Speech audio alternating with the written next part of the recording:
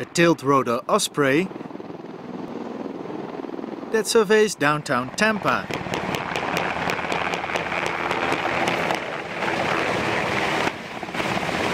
And Special Forces operators from different countries assaulting mock enemy positions. Today's demonstration is being conducted as part of U.S. Special Operations Command International Special Operations Forces Week, or ILLUMINATI. This marked the beginning of a combined combat capabilities demonstration at the International Special Operations Forces Conference in Tampa, Florida. Special forces from 96 countries, including NATO nations, came together for a week-long conference. The event focused on building the Global Special Operations Forces Partnership, with a vision toward forging networks of special forces worldwide. What we're doing is we're trying to have a new strategic approach to how we employ special operations throughout the world. And we think the best way to do that is partnering with our soft partners globally, having key partners around the world, and then having those regional partners basically do those things required to avoid a regional conflict that might have global implications. Although special operations are often seen as a prerogative of individual nations, special forces could work together multinationally in many fields. Special fields such as the counterterrorism actions, intelligence actions, in order to get special operations developed, and indirect actions too. Direct actions are a little bit different, but indirect actions we can help on the piracies, the trafficking, terrorism, subjects like that. We have needs, common needs we must develop.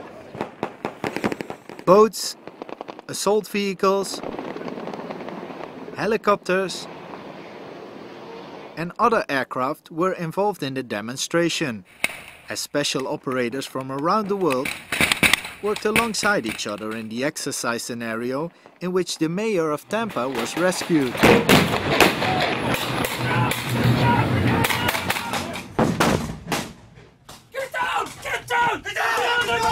They will execute a hostage rescue mission against fortified enemy positions. This assault force consists of personnel from Brazil, Canada, Jordan, Norway, Poland, Thailand, and the United States. Did you volunteer to be a hostage? I volunteered to be a hostage. I'm a hostage every day. No, I absolutely volunteered. I wanted to do whatever I could to be a part of this. Obviously, to get the chance to fire a .50 caliber was pretty cool. The ultimate boy toy, but it was a lot of fun. But more importantly, I got to be with these guys, and I got to watch what they do firsthand. The demonstration went smoothly. Although working together with a variety of international operators could present some basic challenges. Normally would probably be the language barrier, I guess. It's really hard to communicate and explain ideas and bounce off each other when you're not sure what somebody's saying, I guess. So yeah, that's probably the hardest, yeah.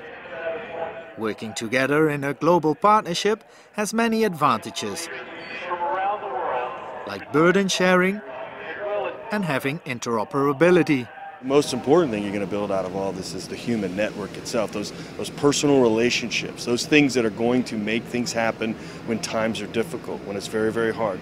And this really boils down to trust. It's all about trust. If you've got to trust the people, and in order to do that, you've got to work with them, and you've got to have those relationships to give you that trust.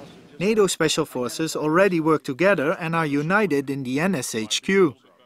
According to Admiral McRaven, commander of the United States Special Operations Command, this NATO Special Operations headquarters located in Mons, Belgium, serves as the ideal example for a broader and more global network.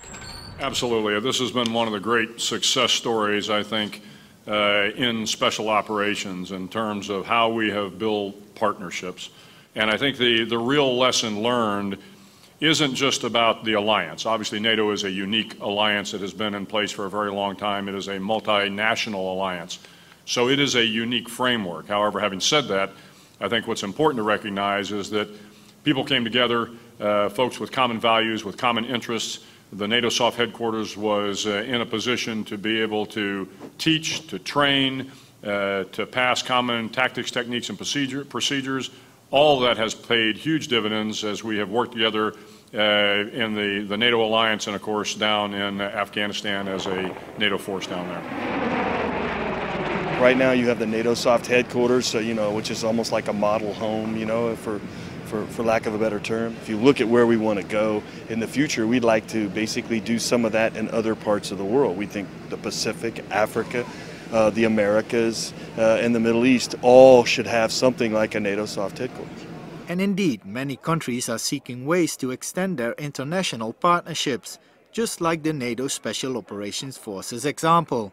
It's going to be a point we are going to try to develop and see if we can expand this experience. I think it's a good experience, the NATO experience. I hope we can do the same in South America.